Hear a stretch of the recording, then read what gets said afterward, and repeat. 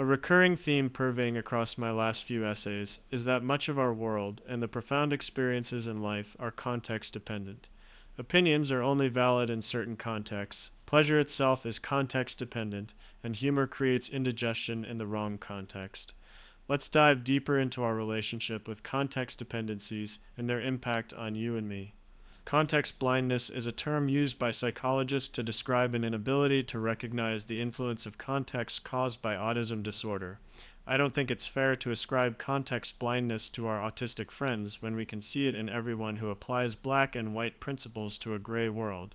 Further, a more subtle form of context blindness exists in just about everyone, the recognition of information in one context but not another. Let's call this similar phenomenon context tunnel vision since it's not a complete blindness, but the self-imposed blinders limit your vision nonetheless. Context blindness is a general inability to recognize that information is only valid in certain contexts, while context tunnel vision is an inability to recognize how information applies to different contexts. As the names imply, blindness is when you close your eyes to all contexts. Tunnel vision is when you only see within one or two contexts. Let's look at some examples. Examples of context blindness: tribalism, violence is always wrong, exercise is always good.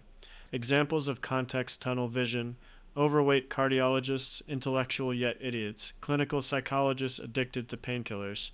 Context clarity is the antithesis of these pathologies, when you recognize where information resides within all contexts without assuming it to be true in all contexts.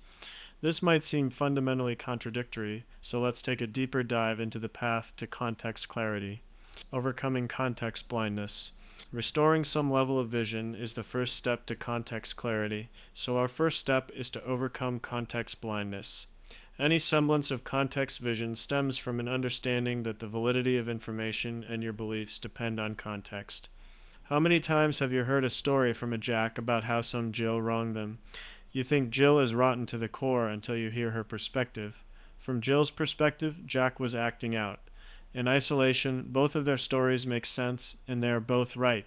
It's only after you've heard both opposing stories that you can piece together your opinion of the truth. A useful heuristic could be Schrödinger's storyteller. Until you've heard two opposing stories about the same situation, both stories are right. Only after you have the full context of a situation can you make a fair assessment of the truth. Now, this is not to say truth itself is context dependent. People frequently point to a viral image that shows two people facing each other with a 6 or 9 in between them to argue that truth is entirely dependent on perspective. A drip of nuance is required here. It's not that truth is context dependent. Rather, it is our perception of the truth that is context dependent. I have no way of knowing whether there is an objective truth, nor have I thought much about it, nor have I any interest to explore it at this time. So let's focus on how our perception of the truth is impacted by context. Both viewers in our viral image have a valid point about the 6/9 in isolation, but context clues might influence what you think. If you zoomed out and saw it between a 5 and a 7, the validity of Mr. Niner's opinion might drop in your mind. If you spoke with the author of that 6/9 and he told you that he drew a 6, Mr. Niner can go pound sand for all you care. The point is, as you uncover the surrounding context, it influences what opinions and information you see as valid. There is a word for people who fail to recognize that the validity of the information they have is context dependent: naive. Naive people stumble across information and assume it is true in every context. They apply black and white principles to a gray world. Naive adult children dip their little fingers in the small pool of information available to them and run around putting their grubby fingers all over the place, making a mess of the information they were given. In contrast, a knowledgeable person recognizes information for what it is and keeps that information in its appropriate place instead of excitedly spreading it all over. If you stumble across information and you assume it is true in every context, you are naive. If you see its truth in some contexts, but not all, that information has become knowledge. Knowledge is not necessarily useful, though. There are many such cases of those with knowledge, but suffer from context tunnel vision, particularly around its practicality. Inserting practicality. For knowledge to be practical, its observer must adhere to a two-step process. 1. Experimentation in the present. 2. Time for reflection on these experiences. A simple concept: But for knowledge to be practical, it generally stems from experiences in the real world. Even if the information is observed in a theoretical context, real world application makes it practical. This requires an observant eye and a curiosity for something new. Those that are observant and curious make great scientists for good reason. They naturally find themselves experimenting in their day to day lives. Of course, an experiment is only useful if the results are evaluated, so practical knowledge comes to those that create idle time for reflection. Practical knowledge lies in a balance between complete engagement with the real world through experimentation and complete disengagement with the real world through reflection.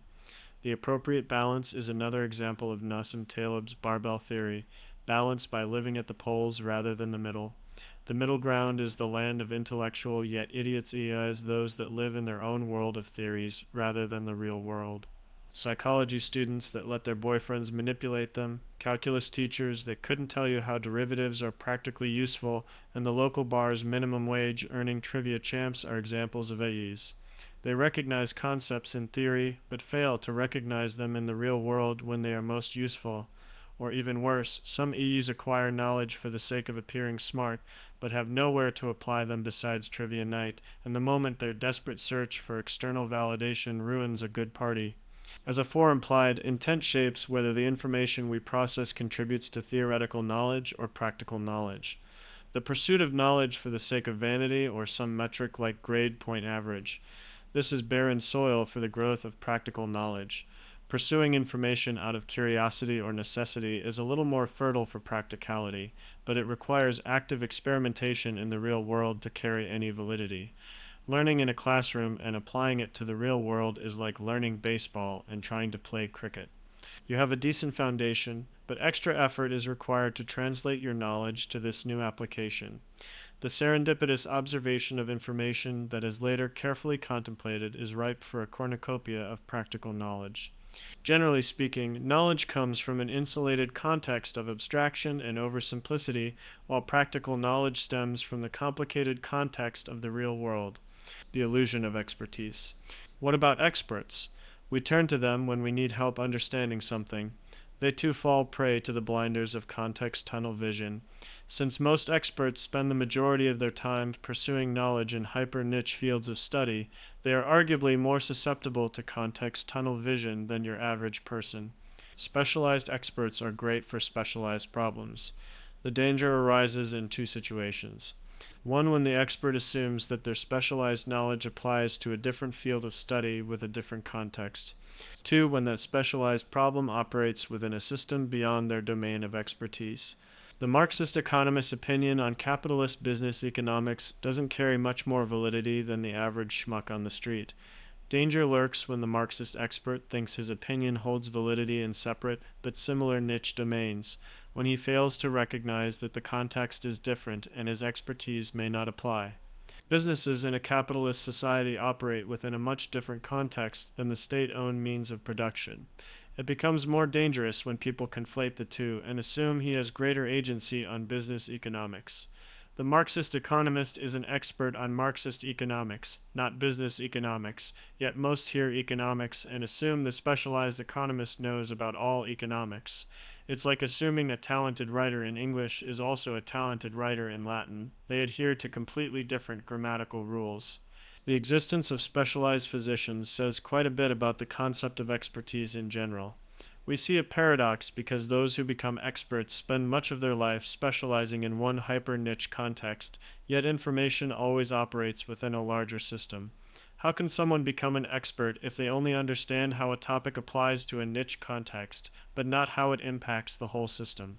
A cardiologist can help you with specific heart problems, but what if that heart problem originated from a neurological condition? He can only help you with this heart problem if he knows enough about the overarching system outside his specialized field of study. You can't understand or even fully appreciate a painting by inspecting it with a magnifying glass. Only if you've looked at the big picture first can the magnifying glass augment your appreciation of the painting. Perhaps expertise is a false idol that leads to an illusion of knowledge, yet a blindness to the big picture.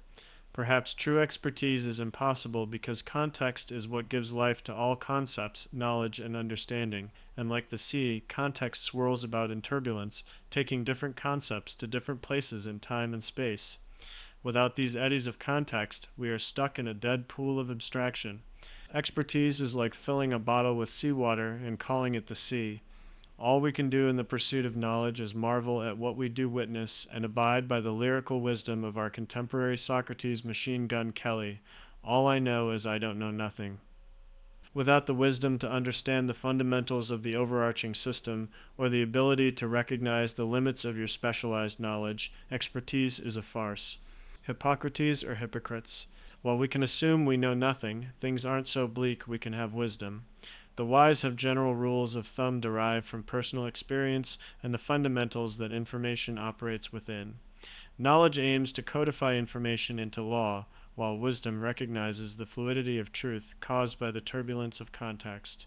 A word may come to mind when we discuss examples of context tunnel vision, like our overweight heart specialist, hypocrite. Hypocrisy is when wisdom is recognized in most contexts, but not when it conflicts with your self interest.